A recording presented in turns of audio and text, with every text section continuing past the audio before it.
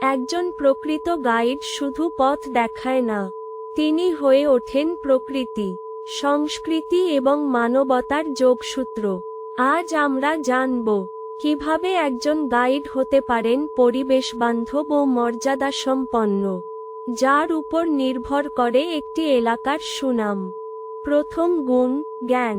একজন গাইডকে জানতে হবে তার এলাকার ইতিহাস, প্রকৃতি, জীববৈচিত্র্য, সংস্কৃতি এবং স্থানীয় মানুষদের জীবনধারা।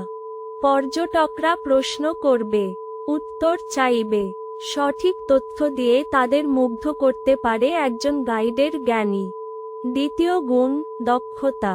দক্ষতা মানে শুধু কথা বলা নয়, নিরাপত্তা নিশ্চিত করা, ট্যুর পরিচালনার সময় ব্যবস্থাপনা, জরুরি পরিস্থিতিতে সিদ্ধান্ত নেওয়া, এসবই একজন দক্ষ গাইডের পরিচয়। তৃতীয় গুণ, একাত্মতাবোধ।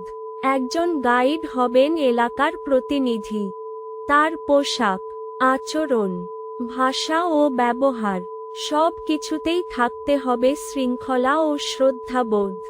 একজন পরিবেশবান্ধব গাইড কেবল অর্থ উপার্জনের জন্য কাজ করেন না, তিনি প্রকৃতি ও সমাজের সঙ্গে একাত্ম হয়ে কাজ করেন। আজকের বার্তা, এই পেশা সম্মানের, তবে কিছু অপ্রশিক্ষিত গাইডের কারণে তা প্রশ্নবিদ্ধ হচ্ছে। তাই চাই প্রশিক্ষণ, সচেতনতা এবং আন্তরিকতা। আপনি যদি গাইড হতে চান, জ্ঞান অর্জন করুন, দক্ষতা বাড়ান, আর মানুষের ও প্রকৃতির প্রতি গড়ে তুলুন একাত্মতা।